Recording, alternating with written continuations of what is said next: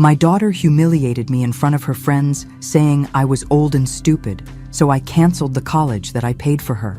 Before we begin, drop a comment below telling me where in the world you are listening, and make sure to subscribe for more life-changing journeys. The envelope from Princeton University felt heavy in my hands. I traced my fingers over the embossed logo before handing it to Olivia. After 19 years of sacrifice, sleepless nights, and second jobs, my daughter's future was sealed inside. I got in! Olivia's scream pierced the kitchen as she danced around. Mom, I got in! Princeton, can you believe it? I couldn't stop the tears. Your father would have been so proud, I whispered, remembering Robert and how we'd dreamed of starting a family before his car accident 20 years ago. Olivia was already texting everyone she knew. We have to celebrate, like a real party. She looked up, her eyes calculating rather than joyful. The Henderson twins got into Yale, and their parents rented out Bellini's. Sweetheart, that's a bit out of our price range. I started, mentally reviewing our savings account. Mom, it's Princeton. Her voice took on that edge I'd learned to dread. Do you want me to look pathetic compared to everyone else? It's bad enough I have to say I'm adopted when people ask why my mom is practically a senior citizen. The barb stung, but I pushed it aside like I always did. Of course not, honey. We'll figure something out. 3 weeks later, our modest house was transformed into what Olivia deemed an acceptable celebration venue. I dipped into my emergency fund for catering, decorations, and even hired student bartenders. I stood in the kitchen, arranging hors d'oeuvres, when Olivia burst in with 3 friends from Lakeside Prep. Mom, where are the little shrimp things? She demanded, barely looking at me. Coming right up, I smiled at her friends. Congratulations to all of you on your acceptances. Mrs. Sullivan, your home is lovely, said Emma, the only one who bothered to meet my eyes. Oh God, Mom, don't start with the small talk. Olivia rolled her eyes. Just bring the food out when it's ready.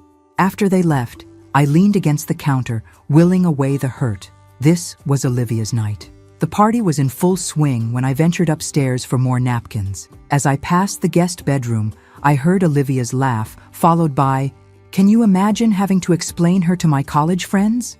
I froze, hand halfway to the doorknob. At least your real mom was probably young and cool. I recognized Brooke Henderson's voice. Like, was she a teen mom or something? I tell everyone my parents were brilliant grad students who died in an accident, Olivia said casually. It's less embarrassing than admitting I was adopted by a desperate old woman who couldn't have kids of her own. The ice in my veins spread to my fingertips. But she's paying for Princeton, right? Another voice asked. That's pretty generous.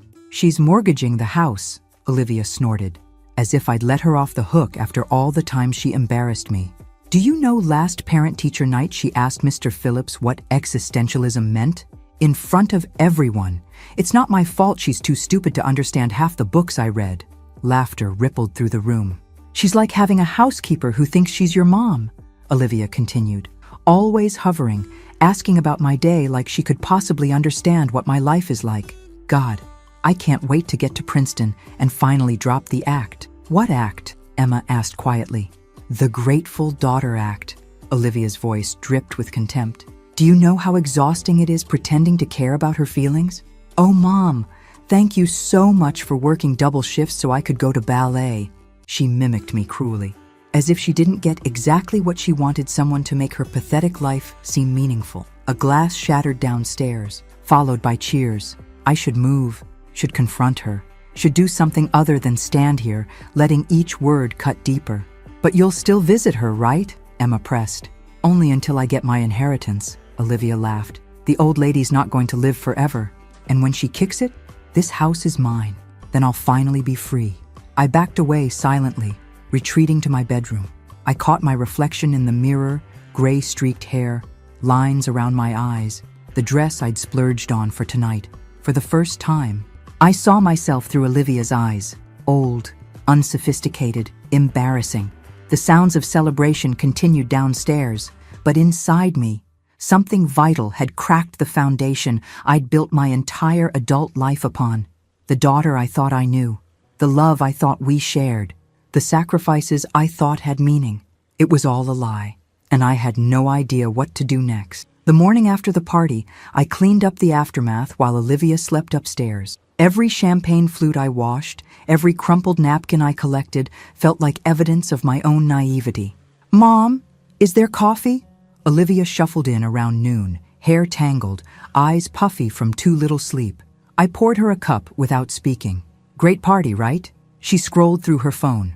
"Brooke's mom asked where we catered from." I told her it was the new place downtown, not that cheap deli you actually used. The casual lie struck me differently now. How many others had there been? "Olivia," I said quietly, "we need to talk." "Can't. Meeting Emma for brunch in an hour." She glanced up, finally noticing my expression. "What's wrong with you? You look weird." "I overheard your conversation with your friends last night, in the guest room." The change was instantaneous. Her face shifted from annoyance to calculation in a heartbeat. "What conversation?" she asked carefully. "The one where you called me old and stupid, where you said I was like a housekeeper, where you talked about waiting for me to die so you could get your inheritance." Olivia's laugh was too bright, too rehearsed. "Mom, we were just joking around. You know how girls are, we say crazy things just to sound cool. Do you tell people your real parents were brilliant grad students who died?" Her smile faltered. "I can't believe you're eavesdropping on me at my own celebration party. Answer the question, Olivia. What does it matter?" She slammed her coffee cup down. "You know how people look at me when they realize I'm adopted, all that fake sympathy and those questions about my real family. It's easier to make something up, something that doesn't include me." "You're being ridiculous." She grabbed her phone. "I don't have time for this. I need to get ready." As she turned to leave, I said, "We need to discuss Princeton." "What's there to discuss? We already decided I'm going." "No, you decided. And I agreed to mortgage the house to make it happen. But now," something dangerous flashed in her eyes. "But now what? You're threatening to not pay for college because your feelings are hurt? Grow up." "Mom!" I flinched as if she'd struck me. In 19 years, I'd never heard such naked contempt in her voice. "This isn't about hurt feelings," I said. "This is about realizing I don't know who you are. I'm the same person I've always been." She crossed her arms. "You're just finally paying attention." That admission hung between us, damning in its honesty. "What happened to you?" I whispered. "Nothing happened to me," she spat. "Maybe this is who I've always been, and you were too desperate for someone to love you to notice." The cruelty was so calculated, so precise, I knew instantly she'd thought these words before. "Go to your brunch," I said, my voice eerily calm. "We'll continue this conversation when you get back." "There's nothing to continue." She grabbed her purse. "Just get over it and go back to planning how you'll redecorate my room when I leave for Princeton." After she slammed the door, I sank into a kitchen chair. In the quiet of our home, I tried to reconcile the daughter I thought I knew with the stranger who'd just walked out. I pulled out my phone and called the one person who might help me make sense of this. "Susan, it's Margaret. I need to talk to you about Olivia." My oldest friend hesitated before answering. "I've been waiting for this call for years, Maggie. Remember when Olivia was 16 and she told you I couldn't make your birthday dinner because I was sick?" Susan's voice crackled through the phone. "Yes," I replied, a knot forming in my stomach. "I wasn't sick. She called me that morning and said you wanted to keep it just family because you were feeling sensitive about turning 55. My grip tightened on the phone. "But I specifically asked her to invite you." "That's not all," Susan continued. "Remember when you couldn't attend my sister's funeral because Olivia had that panic attack before her theater performance? Of course, I felt terrible leaving you alone that day. Maggie, I saw her backstage 15 minutes after you called to cancel. She was laughing with her castmates like nothing had happened. The room seemed to tilt. That's not possible. She was hyperventilating. I'm sorry, but it's true. I have more examples if you need them." I didn't need more, but I listened anyway as Susan detailed years of manipulation. Olivia sabotaging my friendship with Anne from book club. Olivia telling my date Richard that I'd described him as financially unstable. Olivia losing birthday gifts from friends and later selling them online. "Why didn't you tell me?" I finally asked. Susan sighed. "I tried, subtly, many times, but you always had an explanation, a justification. After a while, it seemed kinder to let you believe what you needed to believe." After hanging up, I sat motionless at the kitchen table. Then, with sudden determination, I climbed the stairs to Olivia's room. I'd never invaded her privacy before. Now, I opened drawers, checked under the mattress, rifled through her desk. In the back of her closet, I found a shoebox filled with jewelry I thought had been lost years ago. My mother's pearl earrings, the bracelet Robert gave me on our 5th anniversary, even the sapphire pendant that had supposedly been stolen during a break-in. Under her bed was a leather-bound journal with a small lock. The key was on her keychain, the one she'd left behind in her rush. My hands trembled as I opened it, knowing I was crossing a line. The first entry was dated 3 years ago. Another day of playing the perfect daughter. Sometimes I think I deserve an Oscar for this performance. Em bought me that stupid laptop for getting straight A's, as if I would accept anything less than top of the line. Told her it would help with college applications, and watched her practically empty her savings account. So predictable. I flipped forward, each page more damning than the last. Em thinks I'm at SAT prep on Thursdays, actually going to Tyler's house. His parents are never home, and he always has good stuff. If Em ever found out I was drinking, she'd probably cry for days. So pathetic. The most recent entry made my blood run cold. Met with Dr. Hansen about Em's cognitive decline. He wouldn't commit to anything without seeing her, but gave me information about power of attorney. Once I'm 21, if I can document enough concerning behaviors, I could potentially manage her finances. 2 more years of playing the devoted daughter, then the house is as good as mine. She'll never know what hit her. I closed the journal, feeling physically ill. This wasn't teenage rebellion or normal growing pains. This was calculated, long-term deception. My phone pinged with a notification from my banking app, a $500 charge at Nordstrom that I hadn't authorized. I checked my wallet. My credit card was still there, but I remembered Olivia asking to borrow it last week to buy textbooks online. With shaking hands, I logged into my account to see months of unexplained charges. High-end restaurants, clothing stores, rideshare services to addresses I didn't recognize. I opened her laptop, password protected, of course, but I knew her patterns. I tried Princeton 2025 and was immediately granted access. Her email confirmed everything. Correspondence with Princeton about the exclusive summer program in Oxford she'd never mentioned. Messages to friends mocking my career, my education, my appearance. A draft letter to her high school counselor explaining why she was rejecting a full scholarship to State University in favor of Princeton. A full scholarship she'd never told me about. The sound of the front door jolted me back to reality.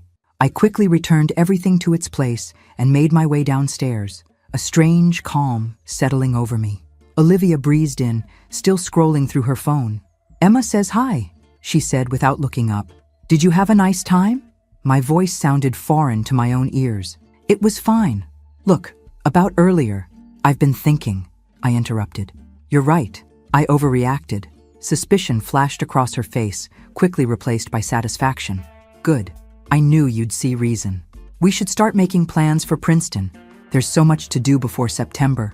Relief washed over her features. She thought she'd won, just like always. But as I smiled and nodded while she chattered about dorm decorations, I made a silent vow.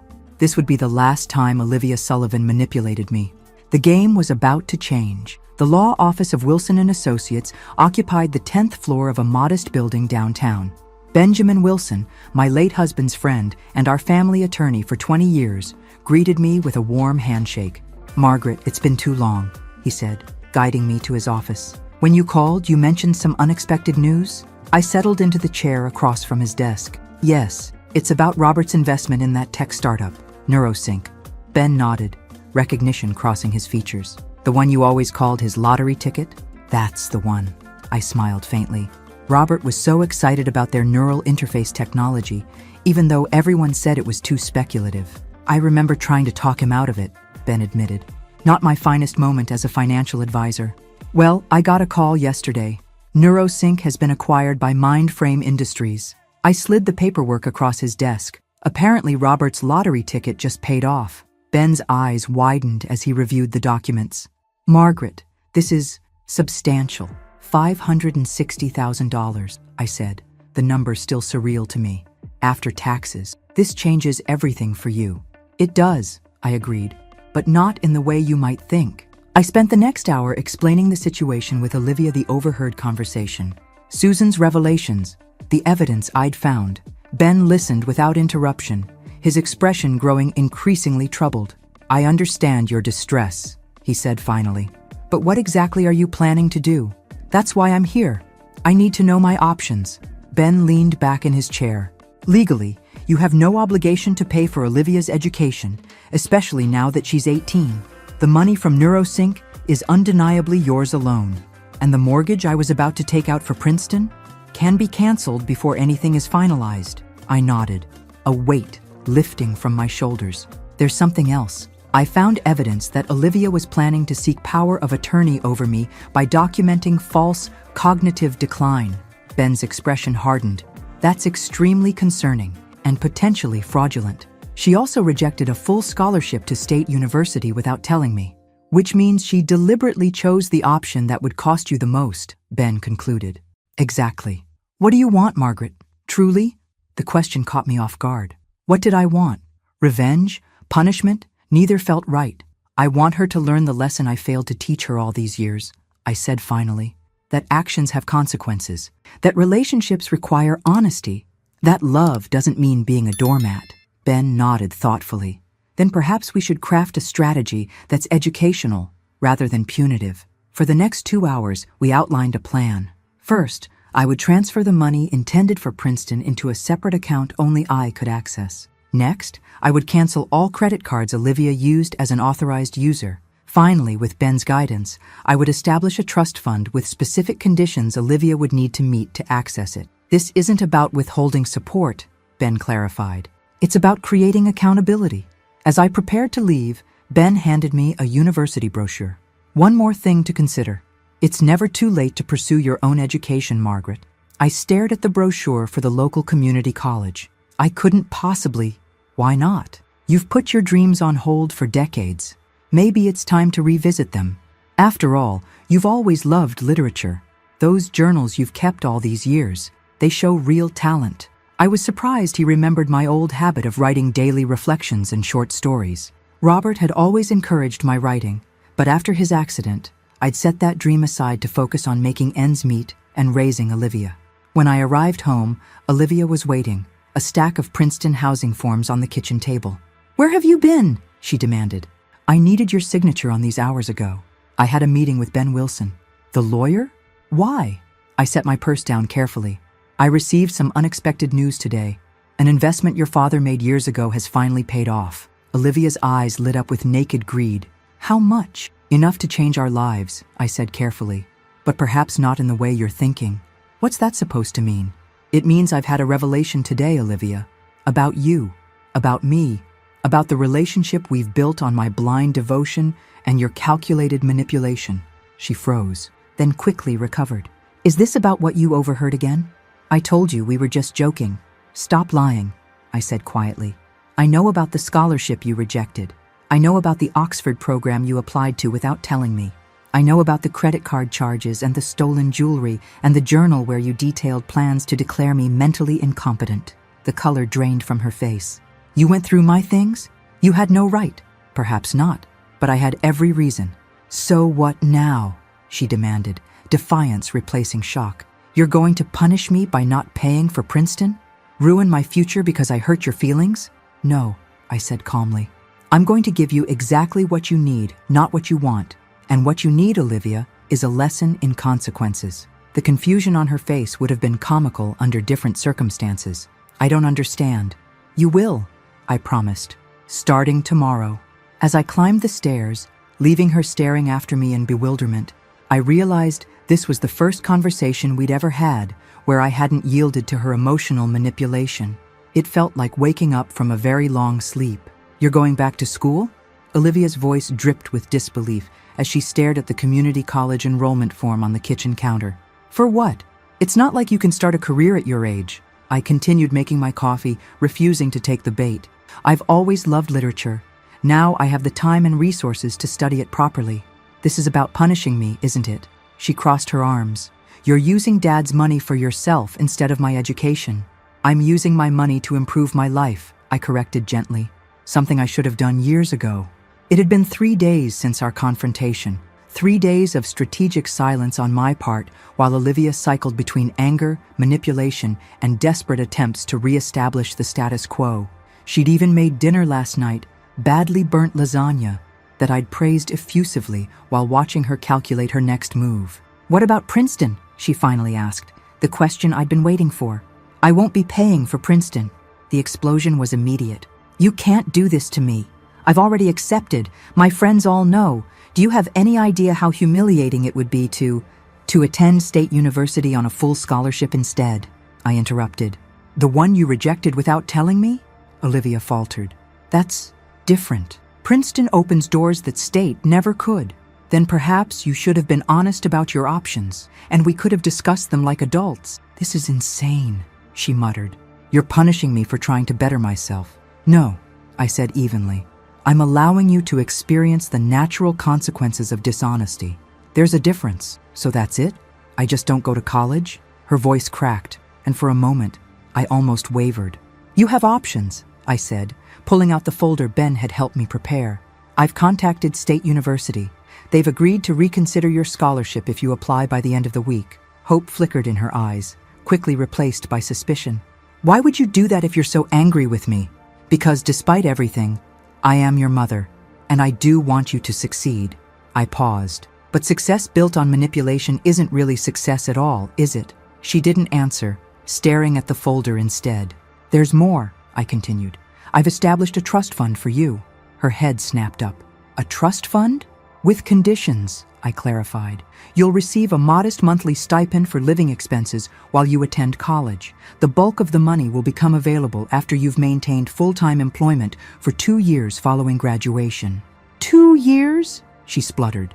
That's forever. It's called learning financial independence, something I should have taught you long ago." She paced the kitchen, calculations visibly running behind her eyes. "And if I refuse, then you're welcome to stay here, contribute to household expenses, and attend community college with me," I said mildly. "The choice is entirely yours." Olivia stopped pacing. "You've thought of everything, haven't you? I've had 19 years of making excuses for your behavior. It gives one plenty of time to reflect." She snatched the folder off the table. "I need to think." "Of course," I nodded. "In the meantime, I've canceled all your credit cards and transferred your car insurance to your name. The bills are in the folder." "You can't be serious." "Completely serious," I said. "Oh, and Olivia? The Princeton housing forms you needed me to sign?" I nodded toward the shredder in the corner. I thought it best to eliminate the temptation. After she stormed upstairs, I allowed myself a moment of doubt. Was I being too harsh? Too abrupt in changing the rules of our relationship? My phone rang, displaying Susan's name. "How did it go?" she asked immediately. "About as well as expected," I sighed. "She thinks I'm punishing her." "You're not," Susan said firmly. "You're finally parenting her. There's a difference." "What if she hates me for it?" "She might for a while. But Maggie, she was planning to have you declared incompetent to get your money. If that doesn't justify some tough love, I don't know what does." The doorbell interrupted our conversation. I opened it to find Daniel Matthews, my neighbor from 3 houses down, holding a stack of mail. "These were delivered to my box by mistake," he said with an apologetic smile. "I think the new carrier is still learning the route." "Thank you." "Daniel, would you like to come in for coffee?" The invitation surprised us both. In 5 years of living on the same street, our interactions had been limited to neighborly waves and brief conversations about the weather. "I'd like that," he said, after a moment's hesitation. As we settled in the kitchen, I found myself studying him properly for the first time. A professor of English literature at the community college, according to neighborhood gossip. Divorced, no children, around my age. "You seem different," he observed, accepting the coffee I offered. "Different how?" He considered his answer carefully. "More present somehow. Usually when we talk, it feels like you're halfway somewhere else." The observation was startling in its accuracy. How long had I been living that way, physically present but mentally consumed with Olivia's needs and wants? "I'm making some changes," I said simply. "Good changes, I hope?" I thought about the enrollment form on the counter, the trust documents in Ben's office, the canceled credit cards, and the shredded Princeton paperwork. "Necessary ones," I replied. From upstairs came the sound of a door slamming, followed by muffled cursing, as Olivia discovered another consequence of her actions. The home Wi-Fi password had been changed. Daniel raised an eyebrow. "My daughter is learning some difficult lessons," I explained. "Ah," he nodded. "The famous Olivia. I've seen her coming and going, but never had the pleasure of an introduction." Trust me, pleasure isn't the word I'd use right now. He laughed, and I found myself joining him, the first genuine laughter I'd experienced in days. You know, he said, glancing at the enrollment form. I teach Introduction to American Literature at the college, Tuesday and Thursday evenings. Are you recruiting potential students, Professor Matthews? Just offering information, he smiled. The class has a good mix of traditional and returning students. You might find it interesting. As he left, I realized what had been missing from our brief interaction, the constant calculation of how each word and gesture would impact someone else's emotional state. The exhausting vigilance I'd maintained for years with Olivia, talking with Daniel had been easy, natural, refreshing. I picked up the enrollment form. Decision made. Whatever happened with Olivia, whether she chose state university or community college, whether she eventually understood my actions or resented them forever, I would no longer structure my entire existence around her reactions. For the first time in decades, I was making a choice solely for myself, and it felt like breathing after years underwater. 6 weeks later, I sat in Professor Matthews's classroom, heart pounding as he returned our first analytical essays. The red A on my paper sent a thrill of accomplishment through me that I hadn't experienced in years. Excellent insights on Fitzgerald's use of symbolism.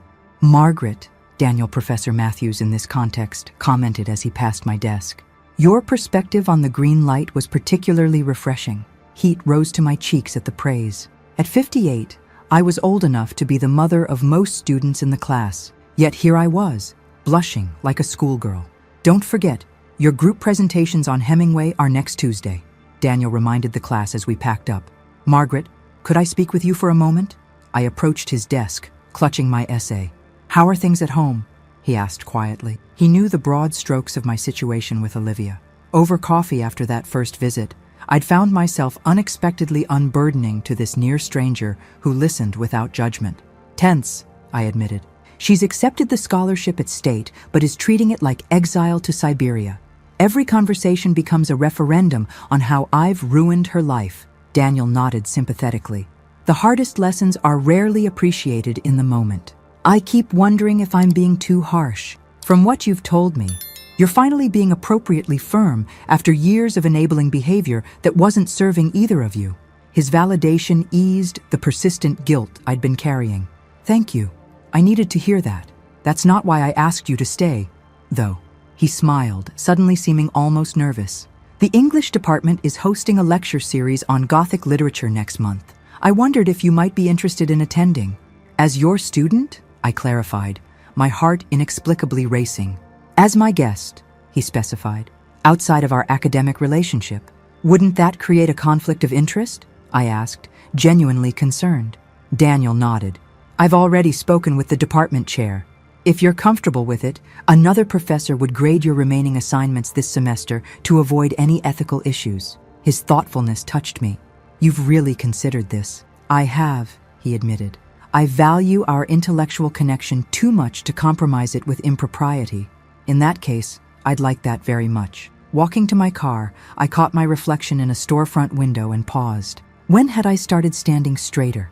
When had the perpetual worry lines between my brows softened? When had I last purchased clothes for myself, not on clearance? The woman looking back at me was still recognizably Margaret Sullivan, but something fundamental had shifted, a confidence that came not from external validation, but from rediscovering my own worth. At home, Olivia sat at the kitchen table surrounded by paperwork, scowling at her laptop. State's honors housing is already full, she announced without preamble. I have to choose between the regular dorms or a shared apartment off campus. What does your budget allow for? I asked, setting down my book bag. The question clearly irritated her. Since implementing our new financial arrangement, I'd refused to solve such problems for her. The apartment would be cheaper if I find 2 roommates, she admitted reluctantly. But I don't know anyone at State. Sounds like an opportunity to meet new people, I suggested. Starting dinner preparations. Olivia watched me with narrowed eyes. You're different lately. Am I? I don't know. Less available. The observation was telling. To Olivia, my value had always been measured by my availability to meet her needs. I have my own studies to focus on, I replied. Speaking of which, I got an A- on my first essay. Good for you, she said, not entirely succeeding at hiding her sarcasm. Learning to analyze The Great Gatsby will really transform your career prospects. Rather than rise to the bait, I simply continued chopping vegetables. Actually, I've been invited to a lecture series on Gothic literature next month. Thrilling, she rolled her eyes. With Professor Matthews. Something in my tone made her look up sharply. Wait, like a date? Yes, I said simply. You're dating my literature professor? Confusion warred with disgust on her face. He's not your professor, and yes, I'm exploring the possibility. That's weird, is it? I kept my tone light. I'm a single woman enjoying intellectual conversation with a man who shares my interests. Seems perfectly normal to me. You're almost 60. 58, I corrected, which means I potentially have decades of life ahead of me. Did you expect me to spend them all alone once you left for college? She had no answer for that. The truth was, she had never considered my life beyond its utility to hers. Whatever, she finally muttered, returning to her laptop. I need to make a decision about housing by Friday. The stipend you're allowing me barely covers anything. It covers necessities, I pointed out.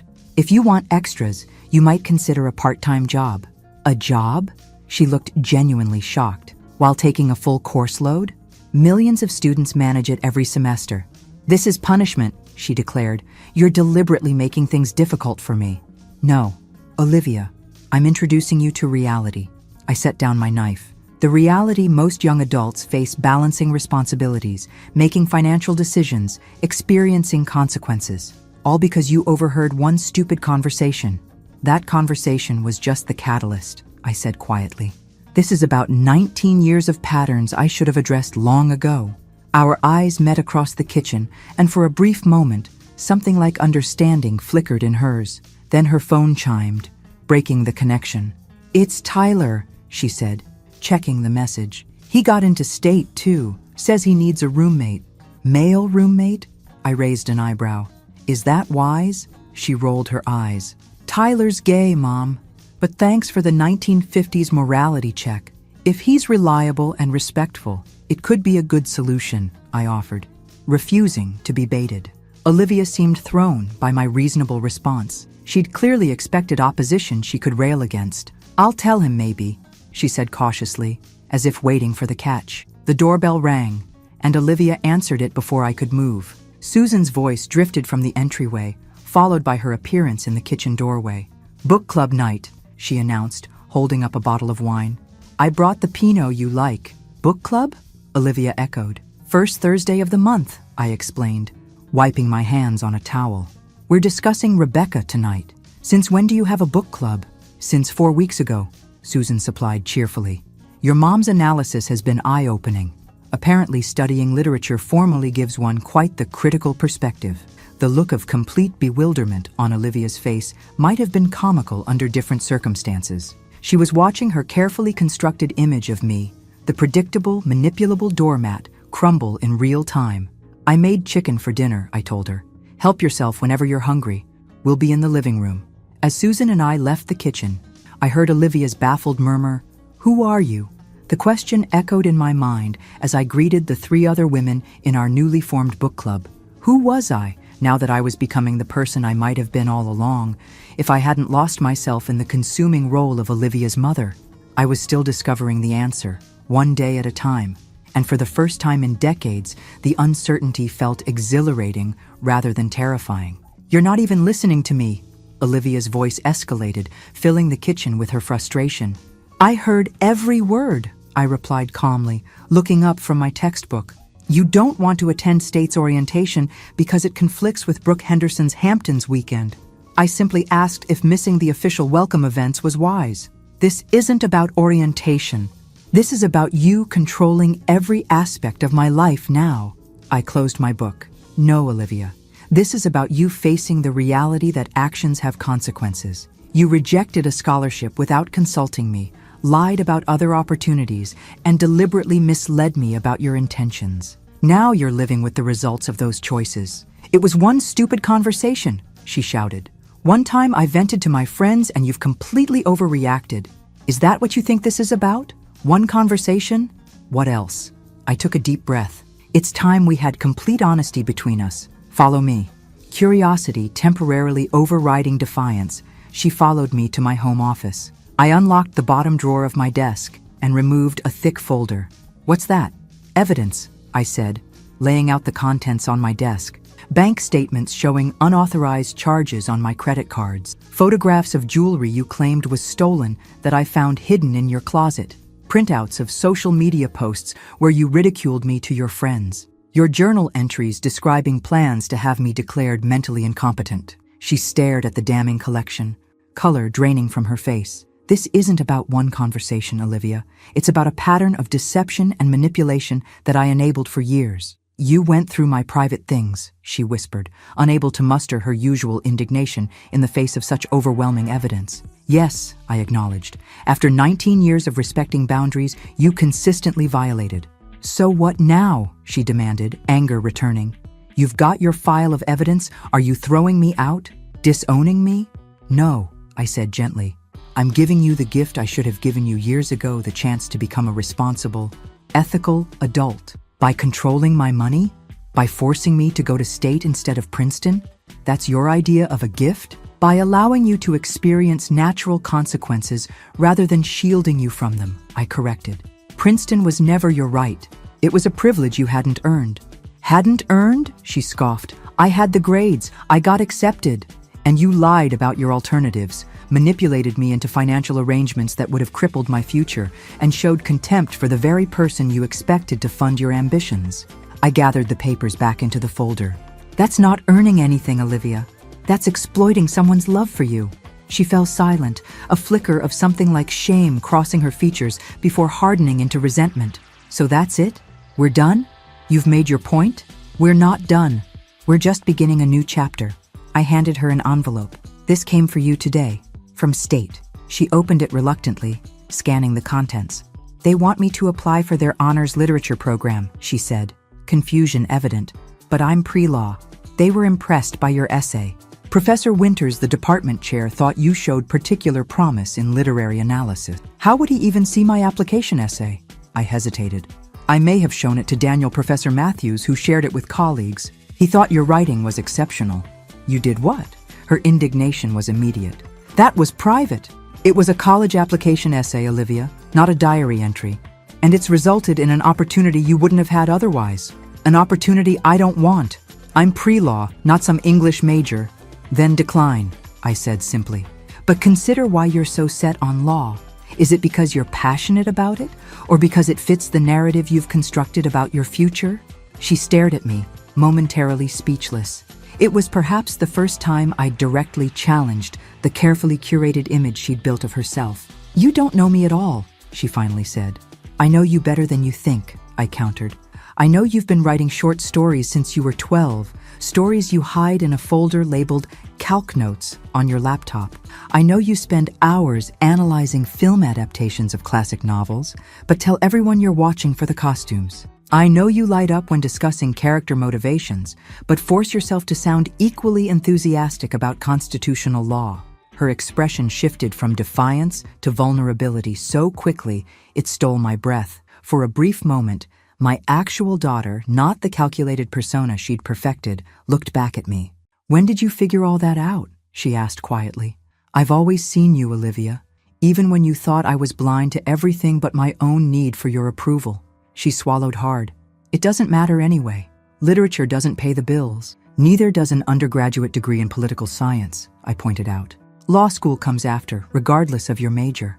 She fingered the invitation, conflict evident in her expression. "I'd still be stuck at State, where you'd have a chance to define yourself on your own terms, not through the prestige of an institution." "Is that what you're doing? Redefining yourself?" The question held no sarcasm for once. "I'm rediscovering the person I set aside to become what I thought you needed," I corrected. "There's a difference.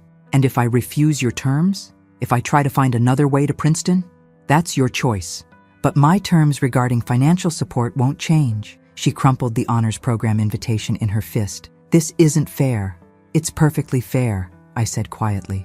"It's simply not what you wanted." "I hate this," she whispered, and for the first time in our confrontation, I glimpsed genuine emotion rather than tactical display.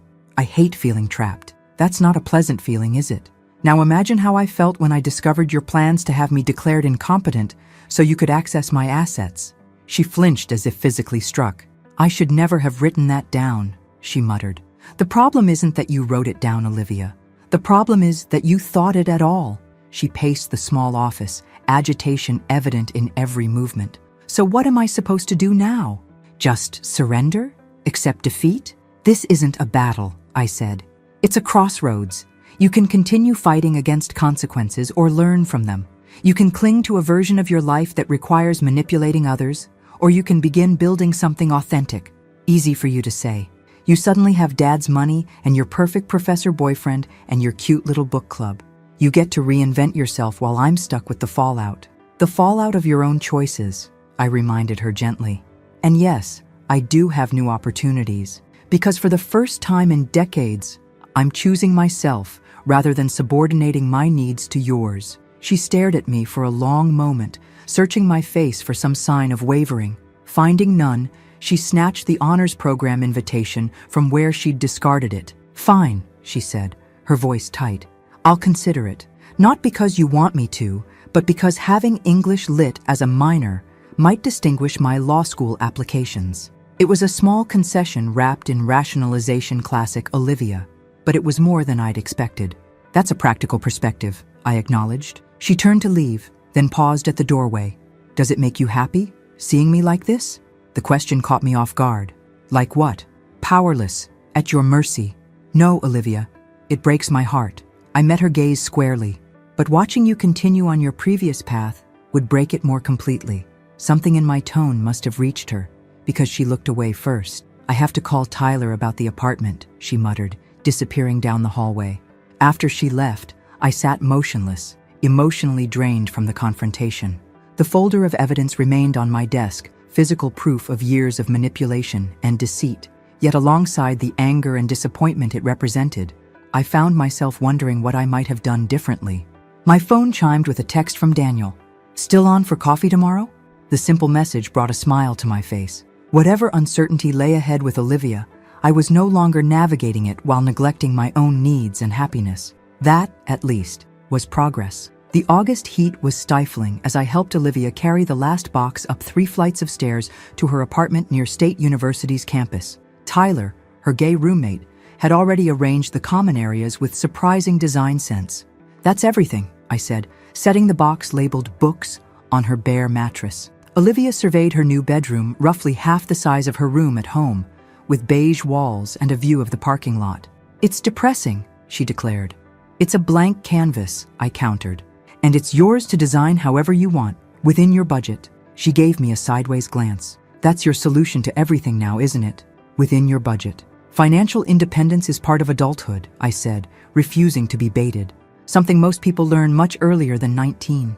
Tyler appeared in the doorway, his slender frame leaning against the frame. "My parents made me get a job at 16, he offered. "Best thing they ever did for me.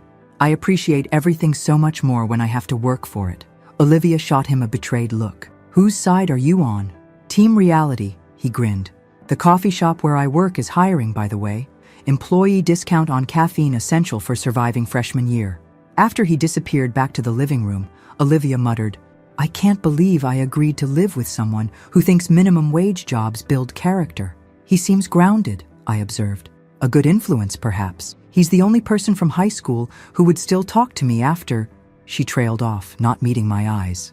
"After your circumstances changed," I finished for her. "After everyone found out I got downgraded from Princeton to State," she corrected bitterly. "Brooke made sure everyone knew. Friendship based on status is rarely lasting." "Thanks for the fortune cookie wisdom," she snapped, then immediately looked away. "Sorry, I'm just stressed." The apology, however reluctant, was notable a small crack in her defensive armor. "Understandable," I acknowledged. "Change is difficult." We finished unpacking in companionable silence. When everything was in place, we stood awkwardly in the center of her room, the moment of farewell looming. "So," Olivia said, fiddling with her sleeve, "I guess this is it." "I'm only 40 minutes away," I reminded her. "But yes, this is the beginning of your independent life." She nodded, her expression unreadable. "When does your fall semester start?" "Next week. I'm taking 3 classes this time." "Ambitious?" she said, with only a hint of sarcasm. I'm enjoying the challenge more than I expected. Another awkward silence fell between us. So much remained unresolved, yet neither of us seemed ready to bridge the deeper divides. Well, I finally said, reaching for my purse. I should get going. Let you settle in. Wait, she blurted, then hesitated. I wanted to ask. Yes? She took a deep breath. The trust fund, is it really there? Or was that just something you said to make me cooperate? The question revealed so much about how she viewed me as someone potentially capable of the same manipulation she had employed. It exists, I said firmly. The terms are exactly as I explained. You'll receive the monthly stipend we agreed on while you're in school. The full amount becomes accessible after 2 years of post-graduation employment. Relief flickered across her features before she masked it. And if I wanted to switch to the literature program instead of pre-law, would that violate the terms? The question caught me by surprise. No, it wouldn't. The terms are based on attendance and completion, not specific majors. She nodded, as if confirming something to herself. Good to know. Are you considering it? Maybe, she admitted reluctantly. Professor Winters called personally yesterday, said my application essay showed remarkable insight into Austen's use of irony. That's quite a compliment from the department chair. It would still be state, not Princeton, she pointed out, as if testing my reaction. The quality of education depends far more on the student's engagement than the institution's prestige, I said, something I've learned firsthand these past months. Tyler appeared again, this time holding car keys. Sorry to interrupt, Mrs. Sullivan, but we've got that department mixer in an hour, and I still need to shower. Department mixer? I echoed, looking at Olivia. For the literature program, she explained, not meeting my eyes. I haven't decided anything. I'm just exploring options. Of course, I nodded, hiding my surprise. That seems wise. Another silence fell, more charged than the last. 3 months ago, I would have filled it with reassurances and offers of help. Now, I simply waited, allowing Olivia to navigate the moment on her own terms. I should go, I finally said, moving toward the door. Mom, she called, stopping me. The word sounded different somehow, less a title of convenience and more an acknowledgement of relationship. Thank you for helping with the move. You're welcome, I replied simply.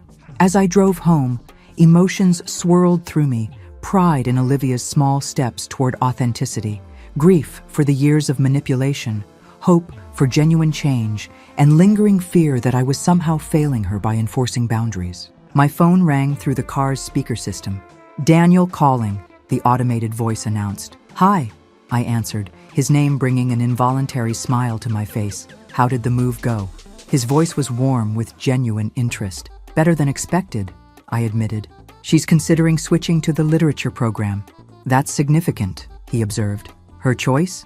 Apparently, though I'm sure she'd deny I had any influence. He laughed. Progress doesn't always announce itself with fanfare. No, I agreed. Sometimes it whispers through the cracks of resistance. Poetic. You're becoming quite the literature student. I have an excellent professor, I teased. Speaking of which, his tone shifted slightly. I wanted to talk to you about the Gothic Literature Lecture Series. There's been a change of venue. Oh? My colleague Professor Abernathy offered his lake house for the weekend. It would mean staying overnight. Several of the faculty are bringing partners. The implication hung in the air between us. We'd been seeing each other regularly for nearly 3 months now, but always in public settings, coffee shops, restaurants, campus events. This would be a significant shift in our relationship. That sounds lovely, I said, surprised by my lack of hesitation. Really? Relief colored his voice. I wasn't sure if it would seem too presumptuous. Daniel, I'm 58, not 18. I think I can handle a weekend away without requiring a permission slip. His laugh was delighted. You've changed so much since we first started talking, Margaret. It's like watching someone step into the light after being in shadow. The observation resonated deeply. I had been living in the shadow of Olivia's needs and manipulations for so long that I'd forgotten how it felt to stand in my own light. 3 months into the fall semester, I sat in the university auditorium, watching Olivia step up to the podium. As one of 2 freshmen selected to present at the literature department's undergraduate symposium, she looked both terrified and exhilarated. Good afternoon, she began, her voice wavering slightly before finding its strength. My paper explores the parallels between economic dependency and emotional manipulation in Jane Austen's Mansfield Park and Charlotte Perkins Gilman's The Yellow Wallpaper. Pride swelled in my chest as she articulated her analysis with growing confidence. Something about her seemed different, not just her appearance, though she'd abandoned her expensive highlights and designer clothes for a simpler style, but something in her bearing. There was an authenticity to her enthusiasm that I hadn't witnessed in years. Tyler sat beside me, occasionally snapping photos for what he called the roommate archives. In the 3 months they'd lived together, he'd become an unexpected ally in Olivia's transformation. His no-nonsense approach, cutting through her manipulative tactics with disarming humor. "She's actually good at this," he whispered, as Olivia fielded questions from faculty members. "Like, genuinely good, not just faking it to impress people good." "Yes," I agreed.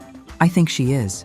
After the symposium, we waited in the lobby as Olivia accepted congratulations from professors and fellow students. When she finally approached us, her cheeks were flushed with genuine pleasure. "Professor Winters wants me to expand my paper for the regional conference in spring," she announced, barely containing her excitement. "That's wonderful," I said, resisting the urge to hug her. Our relationship remained tentative, the old patterns too easily triggered by physical proximity. "The department's hosting a dinner for the presenters," she continued, "so I can't do coffee like we planned." "Of course," I nodded. "This is a significant achievement. You should celebrate." She hesitated, shifting her weight from one foot to the other. "You could come," she offered tentatively. "To the dinner, if you want." Professor Winters said presenters could bring guests. The invitation caught me off guard. In the months since she'd started at State, our interactions had been limited to occasional coffee meetups and brief phone calls, civil but guarded, with unspoken tensions hovering beneath surface conversations. "I'd like that," I said simply. Tyler cleared his throat dramatically. "And what about the loyal roommate who's endured endless practice presentations and stress-induced kitchen messes?" Olivia rolled her eyes, but with affection rather than disdain. "Yes, Tyler, you're invited too, though I'm not sure academia is ready for your commentary." "Honey, academia needs my commentary," he retorted, linking his arm with hers. "Now, I believe you promised that if this went well, we'd finally replace that tragic futon with a real couch?" "I said we'd discuss it," she corrected, but she was smiling. As they continued their good-natured bickering, I observed with quiet amazement how differently Olivia interacted with Tyler compared to her high school friends. There was no calculation in her responses, no careful management of her image, just the natural rhythm of genuine friendship. The department dinner proved equally revealing. Seated at a round table with Olivia, Tyler, and several faculty members, I watched my daughter engage in earnest academic discussion, her perspectives thoughtful rather than performative. When Professor Winters inquired about her pre-law background, she answered with unexpected candor. "I was never actually interested in law," she admitted. "It just seemed prestigious and guaranteed to impress people." "And literature doesn't?" he asked with a raised eyebrow. "Not in the same way," she shrugged. "But I'm finding I care less about impressing people these days." Her eyes flickered to me as she spoke, a moment of silent acknowledgement passing between us. Later, as Tyler engaged the professors in a spirited debate about film adaptations, Olivia leaned toward me. "I ran into Brooke Henderson yesterday," she said quietly. "How was that?" "Weird." She traced the rim of her water glass. She was all fake nice, asking about State with this poor you expression. Then she started talking about all the amazing connections she's making at Princeton. "And how did that make you feel?" I asked carefully. Olivia considered the question seriously. 6 months ago, it would have devastated me, she admitted. But yesterday I just felt sorry for her. All she talked about was who she knows and which exclusive events she's been invited to. Nothing about what she's learning or what interests her. That's an insightful observation. I kept thinking about something Tyler said when I first moved in. He told me, "Princeton would have given you a great network, but State is giving you a self." She shook her head. It sounded like greeting card nonsense at the time, but now I think he might be right.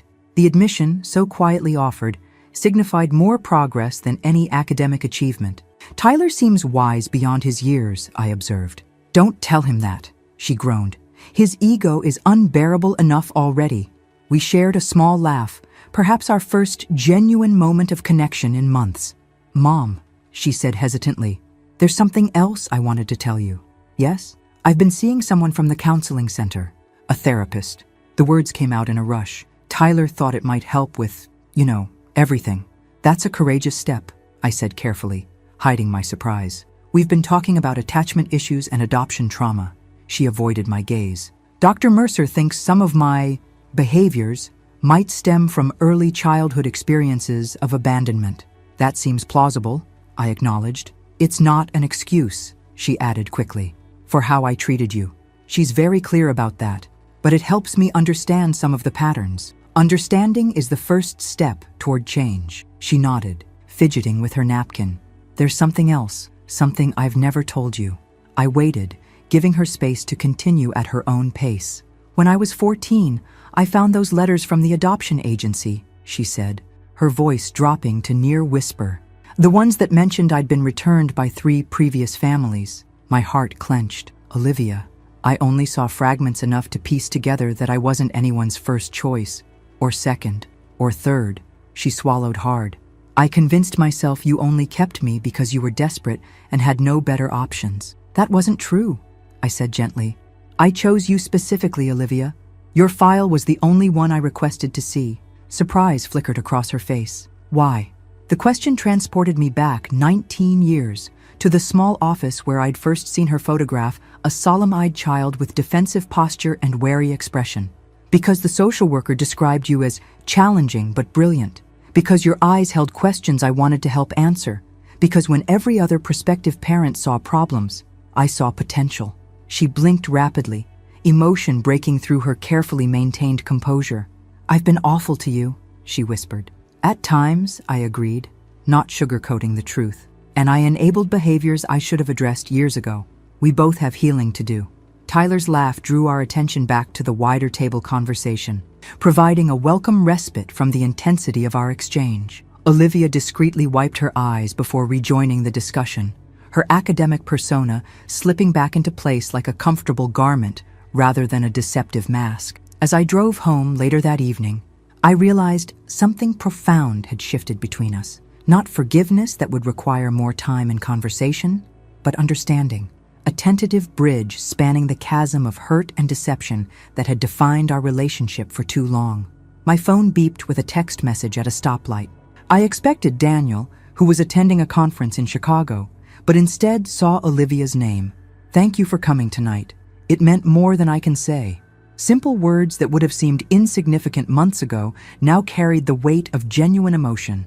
And for the first time in years, I allowed myself to hope that perhaps, beneath the layers of manipulation and calculation, my daughter was finding her authentic self at last. I still can't believe you're making me do this, Olivia muttered as we walked across the crowded hotel lobby.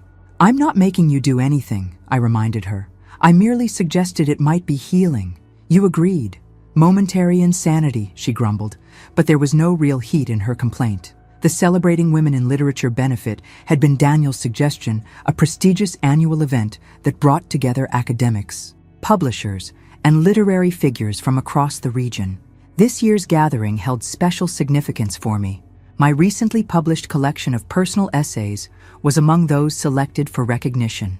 There she is, Daniel said warmly, appearing at my side. The woman of the hour. Hardly, I demurred, though pleasure at his pride warmed me through. I'm just one of 20 authors being acknowledged. The only first-time author, he corrected, placing a gentle kiss on my cheek. That makes you special. Olivia watched our interaction with a slightly bemused expression.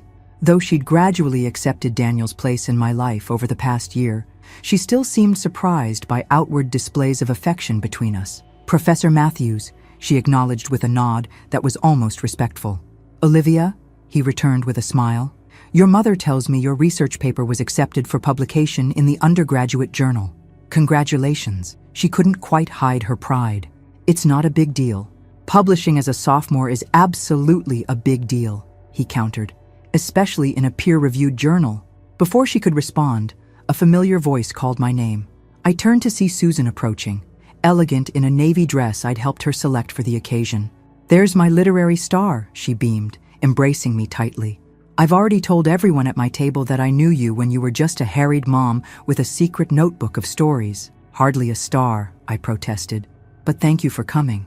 As we settled in, I scanned the room out of habit, noting the elegant decorations and diverse attendees. My gaze stopped abruptly on a familiar face 3 tables away.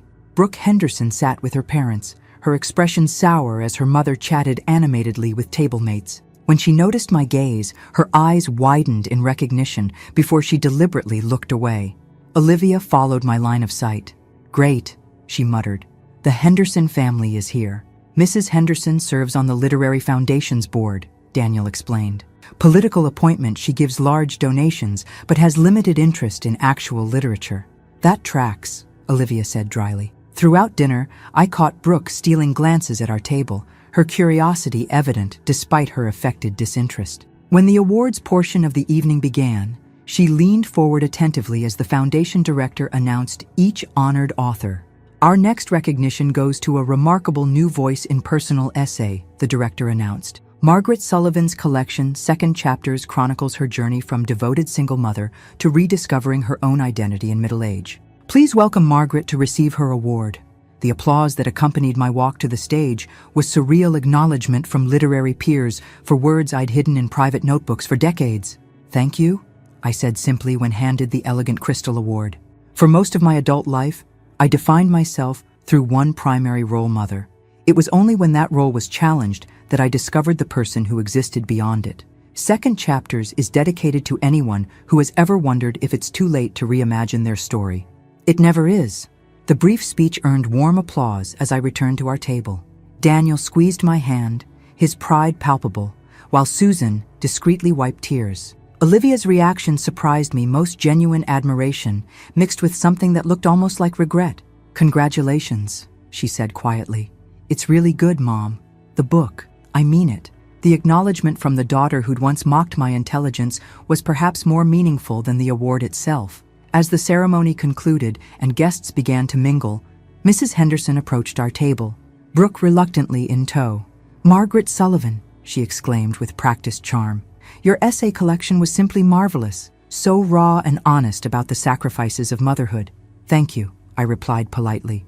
"And Olivia," her gaze shifted to my daughter. "Brooke tells me you're at State now. How nice." The slight pause conveyed volumes about her assessment of State compared to Princeton. "It's been transformative," Olivia replied with unexpected poise. "The literature program is exceptional." "Literature?" Mrs. Henderson's perfectly shaped eyebrows rose. "I thought you were pre-law." "I discovered my actual passion rather than following a prescribed path," Olivia said, her voice steady. "State's program has given me opportunities I wouldn't have found elsewhere." Brooke's expression soured further. "Like what?" "Publishing research as a sophomore, for one," Daniel interjected smoothly. "Olivia's analysis of economic dependency in classic literature has received considerable attention." "How fascinating," Mrs. Henderson replied, with the automatic response of someone who found it anything but. "Well, we should circulate. Lovely to see you all doing so." "Well," as they departed, Olivia released a breath. "That was satisfying," Susan supplied with a grin. "I was going to say weird," Olivia admitted. "A year ago, I would have been devastated by her condescension. Now, it just seems sad." "Progress," Daniel noted. The evening continued with introductions to publishers, academics, and fellow writers, a world I'd never imagined myself occupying. Through it all, Olivia remained by my side, observing with quiet interest rather than the resentment I might have expected from her former self. As the event wound down, we found ourselves in a quiet corner of the lobby, waiting for the valet to bring our cars. "Thank you for coming tonight," I told Olivia. "It meant a lot to have you here." She shrugged, but the gesture lacked its former dismissiveness. "It was interesting, seeing you in this world. You seem different." "Different how?" "I don't know. More solid somehow, like you're fully present in your skin." She looked away. "It's strange, realizing your parent is an actual person with their own life and interests." The observation revealed just how far she'd come from the self-centered teenager who'd seen me only as an extension of her needs. "It's part of growing up," I said gently, recognizing that parents are people too. "I guess," she hesitated. "Would you have found this path if things hadn't changed between us?" The question was perceptive and surprisingly self-aware. "I don't know," I answered honestly. Sometimes it takes a seismic disruption to reveal new possibilities. She nodded slowly. I'm sorry it had to happen that way. The apology, simple but sincere, hung between us, neither fully sufficient nor entirely necessary. We both understood that our journey had been complex, the fault lines running in both directions. We're here now, I said finally, both finding our paths. Daniel and Susan joined us as the valet arrived with our cars. Goodbyes were exchanged, plans made for Susan's upcoming birthday dinner. As Olivia prepared to leave in her modest used car, purchased with her earnings from the coffee shop job she'd initially resisted, she paused. I'm proud of you, Mom, she said quietly, for the book, for everything. The words so unexpected from the daughter who'd once dismissed me as intellectually inferior brought tears to my eyes. I'm proud of you too, I replied, more than you know. Driving home with Daniel, I reflected on the evening's significance, not just the professional recognition, but the public affirmation of the changes both Olivia and I had undergone.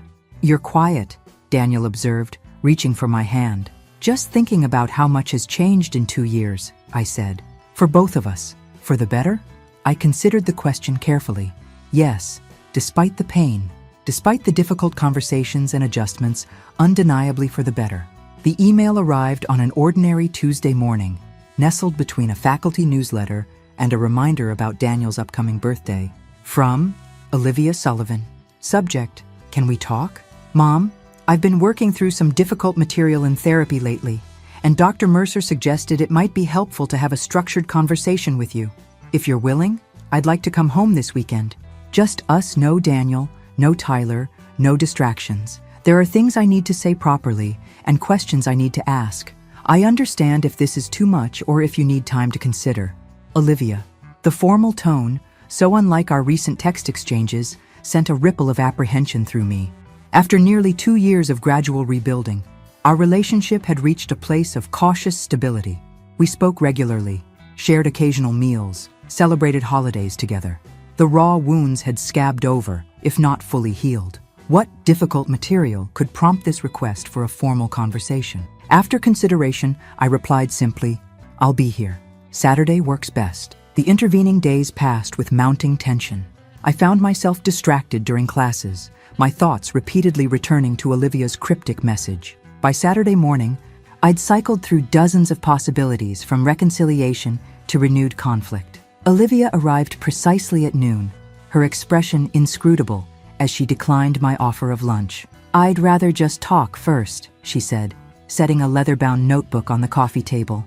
If that's okay. We settled in the living room, the familiar setting suddenly feeling formal. So, I began when she remained silent. You wanted to talk. Olivia nodded, visibly gathering her courage. Dr. Mercer and I have been focusing on something called radical honesty in our sessions. It's challenging, I can imagine. Part of the process involves acknowledging harm I've caused and taking full responsibility without deflection. She opened the notebook, revealing pages of handwritten notes. I've spent months writing this all down, trying to be completely honest about my behavior toward you. My breath caught. This was not what I'd expected. You don't have to. I do, she interrupted gently. For me, as much as for you. She took a deep breath and began reading from her notebook. Mom, for most of my life, I manipulated, deceived, and emotionally exploited you. I used your love as a weapon against you. I deliberately made you feel intellectually inferior to boost my own ego. I lied about trivial matters and significant ones. I stole from you not just objects and money, but opportunities and peace of mind. Her voice remained steady despite the damning self-assessment. I sabotaged your friendships out of jealousy. I ridiculed you behind your back while accepting your sacrifices. I made you feel that you were lucky to have me in your life, when the truth was exactly the opposite. When I discovered an opportunity to attend Oxford, I hid it because I didn't want you to benefit from it. When I received a full scholarship to State, I rejected it because I wanted you to suffer financially for my prestige. Each admission felt like opening a wound I'd thought healed, yet somehow the pain was cleansing rather than destructive. Most unforgivably, she continued, I actively planned to have you declared mentally incompetent so I could control your assets. This wasn't a momentary lapse or a teenage whim, it was a calculated, sustained effort to strip you of your autonomy, She looked up from her notes, meeting my gaze directly. I hurt you deliberately and repeatedly. I can't undo that harm, but I can acknowledge it without excuses or deflection. I am profoundly sorry, Mom, not just for what I did, but for who I chose to be. The silence that followed felt charged with 2 decades of complicated emotions. That couldn't have been easy to say, I finally managed. It wasn't, she admitted. But it's been even harder living with the knowledge of who I was, who I still am in some ways, though I'm trying to change. You have changed, I said softly. I've witnessed it.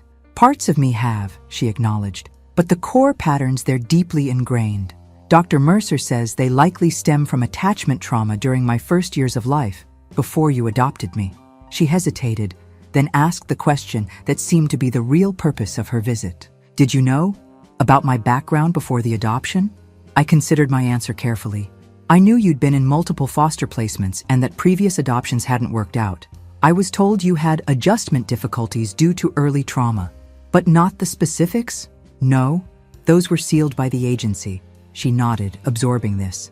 I've been trying to access my early records through legal channels. Dr. Mercer thinks understanding exactly what happened in those first 3 years might help me process some of the attachment issues. And have you been successful? Partially.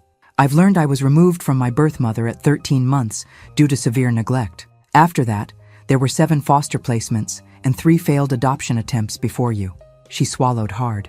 No wonder I have trust issues. Olivia, I said gently, nothing in your early childhood justifies how you treated me. Explains, perhaps, but doesn't excuse. I know, she said quickly.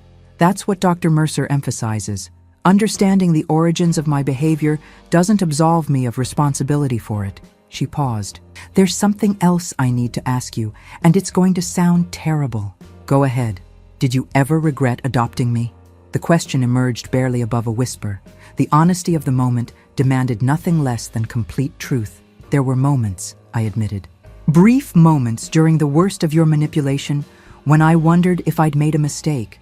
Not because of who you were, but because I feared I lacked the skills to give you what you needed. She nodded, accepting this difficult truth. And now?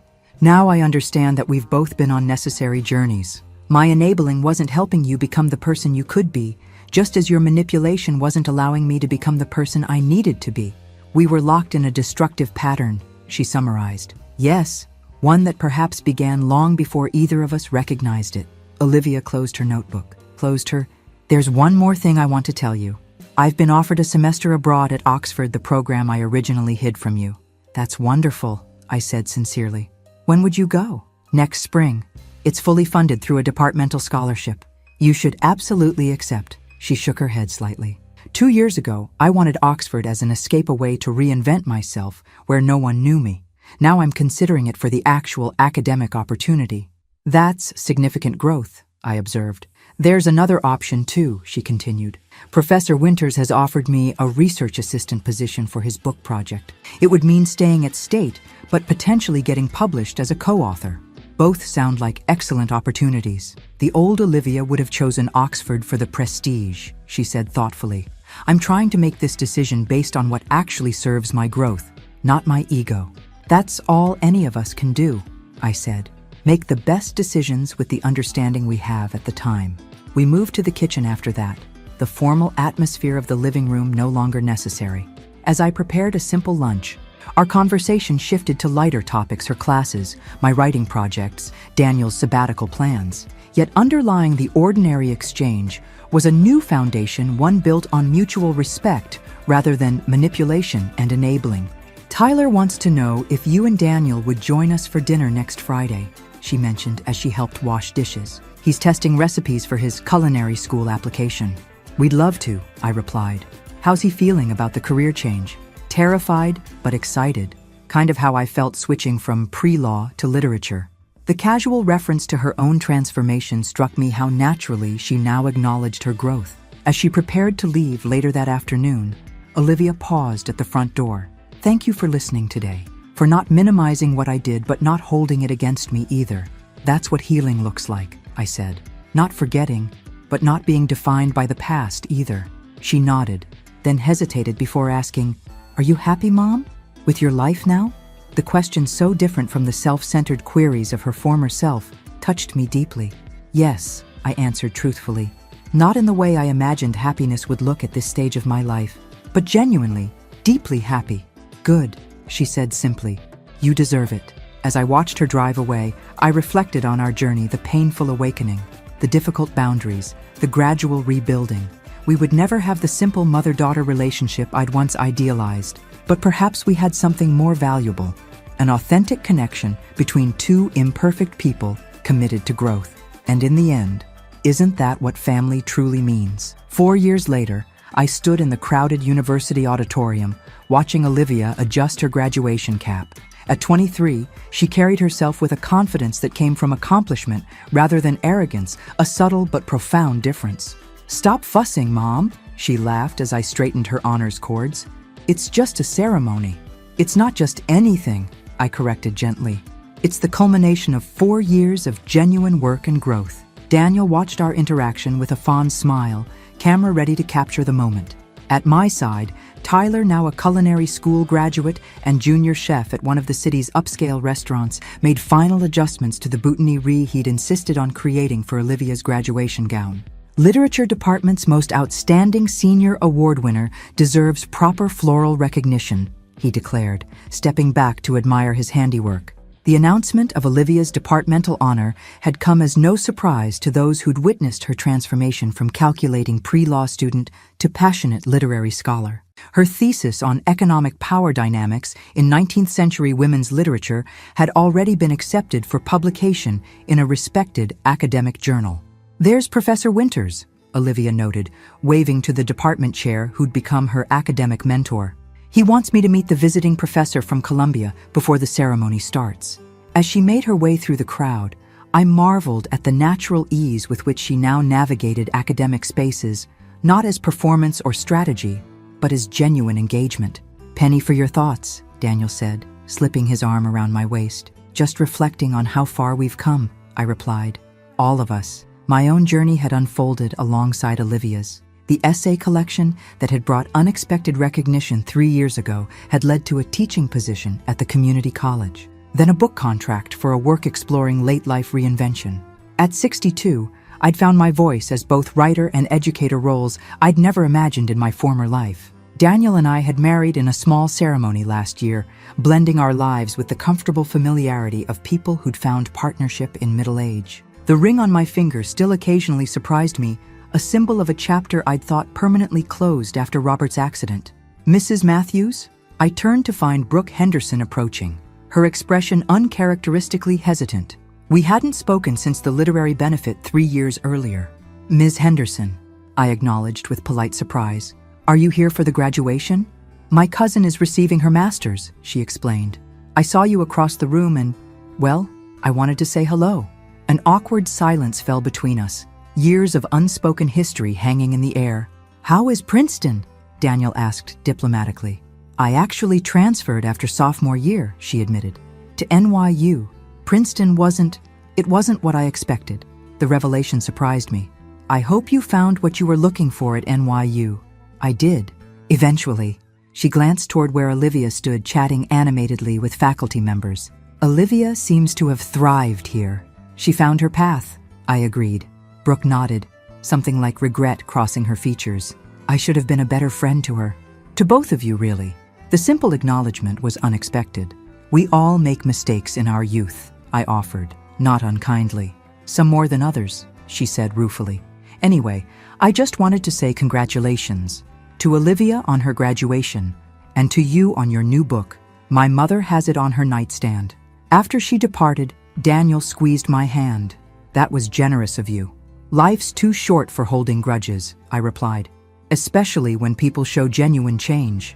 The ceremony itself was a blur of speeches, name-calling, and applause. When Olivia crossed the stage to receive her diploma, the pride that swelled in my chest was untainted by calculation or comparison, simply joy in her genuine achievement. Afterward, amid the chaos of graduates and families, she found us with a beaming smile.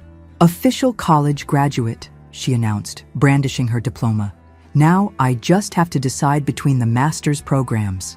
Her academic success had translated into multiple graduate school offers, a choice she was approaching with thoughtful consideration rather than status seeking. "You'll make the right decision," I assured her. "You always do nowadays." High praise from the woman who once called me pathologically manipulative, she teased, the old wound now healed enough for gentle humor. "I never used those exact words," I protested. "Close enough," she laughed. Our celebratory dinner that evening brought together the small circle that had become our unconventional family, Daniel and me, Olivia and her boyfriend, Michael, a thoughtful history student she'd met through the honors program, Tyler and his partner, James, and Susan with her new husband, Paolo. As conversation flowed around the table, I found myself observing rather than participating, struck by the natural authenticity of our interactions. There was no performance here, no calculated impressions or strategic posturing, just genuine connection among people who had chosen to be in each other's lives. Later, as dessert plates were cleared, Olivia clinked her glass for attention. "I have an announcement," she said, her expression both nervous and excited. "I've made my decision about graduate school." All eyes turned to her expectantly. "I've accepted the fellowship at the University of Michigan," she revealed. "Their interdisciplinary program in literature and social justice is exactly what I want to pursue." "That's wonderful news," I said sincerely, even as I calculated the distance, a 4-hour drive that would take her farther from home than she'd been since starting college. "There's more," she continued. "Part of why I chose Michigan is because they've offered Mom a visiting professorship in their creative writing program for the fall semester." Stunned silence met this revelation. "They what?" I finally managed. "I might have sent them your collected essays and mentioned you were working on a new book," Olivia admitted with a mischievous smile. Dr. Abernathy there was impressed and reached out to the department chair. "The official offer should arrive by email tomorrow." "You did this?" I asked, overwhelmed by the thoughtfulness behind the gesture. "It's entirely on your merit," she assured me. "I just made the introduction. The rest was all you." "But what about Daniel? My class is here?" My mind raced through practical considerations. "It's just one semester," Daniel interjected, and I realized from his lack of surprise that he'd been in on the secret. "I've already arranged a sabbatical exchange with their English department for the same period." The careful coordination, the thoughtfulness required to arrange this opportunity without manipulating or pressuring struck me as the clearest evidence of how far Olivia had come. "You did all this for me?" I asked softly. "For us," she corrected. "You once gave me the gift of accountability when it was the last thing I wanted, but the first thing I needed. This is my way of giving you the gift of opportunity, a chance to expand your horizons just when you might be tempted to settle into comfort." The wisdom in her words and the genuine care behind them brought tears to my eyes. "When did you become so insightful?" I wondered aloud. "I had an excellent teacher," she replied simply. Later that night, as Daniel and I prepared for bed, I found myself reflecting on the symmetry of our journey. Where once I had crafted a difficult lesson for Olivia about consequences and independence, she had now created an opportunity for me that demonstrated genuine care rather than calculation. "She's really changed," Daniel observed, reading my thoughts as he often did. "The transformation goes beyond behavior to fundamental character." "Yes," I agreed, though I sometimes wonder how much was transformation and how much was revelation of what was always there beneath the defenses. "Perhaps both," he suggested. "The best growth usually is." I thought of the frightened 3-year-old I'd first met at the adoption agency, wary, withdrawn, already armored against a world that had given her little reason to trust. The calculating teenager she'd become, weaponizing charm and manipulation as survival skills. The reflective young woman who'd gradually learned to replace strategy with authenticity. None of these was the real Olivia. All were genuine facets of a complex person shaped by trauma, choice, consequence, and growth. Just as the anxious, self-sacrificing mother I'd been, the boundary-setting parent I'd become, and the confident professional I was now were all authentic expressions of my own evolving self. "What are you thinking?" Daniel asked as we settled into bed. "That life rarely gives us the stories we expect," I replied. "But sometimes, if we're brave enough to face difficult truths, it gives us the stories we need." He smiled, understanding as he always did. "And this story, has it been worth the painful chapters?" I thought of Olivia's face as she'd announced her news tonight, the genuine desire to create opportunity for me, the thoughtful consideration of what would serve my growth rather than her convenience. How far we'd both come from that devastating party where I'd overheard her cruel dismissal. Every page, I assured him, even the hardest ones. In the morning, I would find the official offer from Michigan in my inbox. Daniel and I would begin planning our semester away. Olivia would start preparing for her graduate program. Life would continue its forward motion, bringing new challenges and opportunities. But in this moment, I simply savored the knowledge that sometimes the most painful fractures create space for the most profound healing. That sometimes we must lose the relationships we thought we wanted to discover the authentic connections we truly need, and that it's never too late to begin a new chapter or to rewrite the story of who we might become. Some families are born of blood, others are forged by choice, but those that survive the flames of truth are the ones that truly matter. Thanks for listening. Don't forget to subscribe and feel free to share your story in the comments. Your voice matters.